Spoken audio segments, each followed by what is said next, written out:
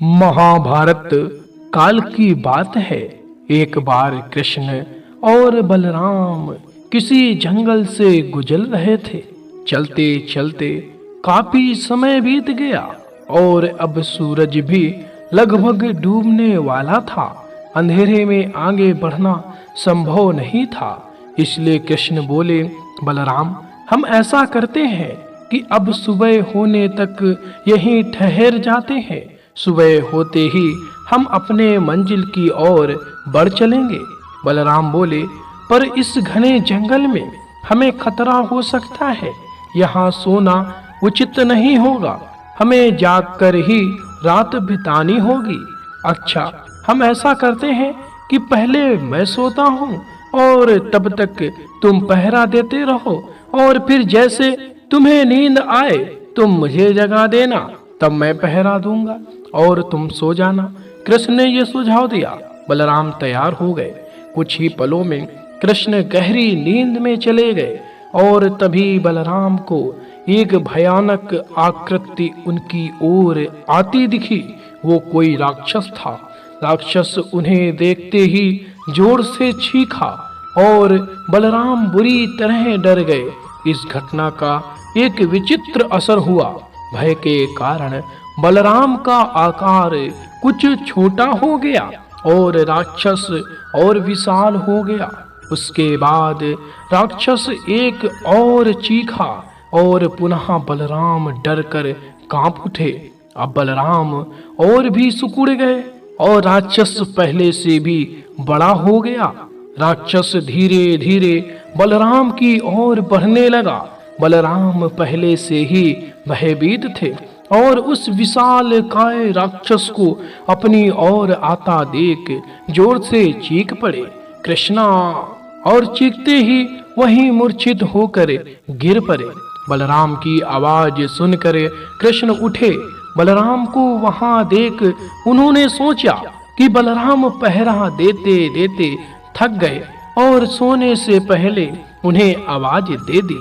अब कृष्ण पहरा देने लगे। कुछ देर बाद वही राक्षस उनके सामने आया और जोर से चीखा। कृष्ण जरा भी नहीं घबराए और बोले, बताओ, तुम किस तरह चीख रहे हो? क्या चाहिए तुम्हें? इस बार भी कुछ कृष्ण के साहस के कारण उनका आकार कुछ बढ़ गया और राक्षस का आकार कुछ घट गया। राक्षस को पहली बार कोई ऐसा मिला था जो उससे डर नहीं रहा था। घबराहट में वह पुनः कृष्ण पर जोर से चीखा। इस बार भी कृष्ण नहीं डरे और उनका आकार और भी बड़ा हो गया, जबकि राक्षस पहले से भी छोटा हो गया। एक आखिरी प्रयास में राक्षस पूरी ताकत से चीखा, पर कृष्ण मुस्कुरा उठे और फिर से बोले, बताओ तो क्या चाहिए तुम्हें? फिर क्या था? राक्षस सिकुड़कर बिल्कुल छोटा हो गया और कृष्ण ने उसे हथेली में लेकर अपनी धोती में बांध लिया और फिर कमर में खोसकर रख लिया। कुछ ही देर में सुबह हो गई। कृष्ण ने बलराम को उठाया और आगे बढ़ने के लिए कहा। वे धीरे धीरे आगे बढ़ने लगे। तभी बलराम उत्तेजित होते हुए बोले, पता है कल रात में क्या हुआ था? एक भयानक राक्षस हमें मारने आया था। रुको रुको, बलराम को बीच में ही टोकते हुए कृष्ण ने अपनी धोती में बंधा राक्षस निकाला और बलराम को दिखाते हुए बोले, कहीं तुम इसकी बात तो नहीं कर रहे हो? हाँ, ये वही है, पर कल जब मैंने इसे देखा था तो ये बहुत बड़ा था। ये इतना छोटा कैसे हो गया? बलराम आश्चर्यचकित होते हुए बोले। कृष्ण बोले, जब जीवन में तुम किसी ऐसी चीज से बचने की कोशिश करते हो जिसका तुम्हें सामना करना चाहिए, तो वो तुमसे बड़ी हो जाती है और तुम पर नियंत्रण करने लगती है।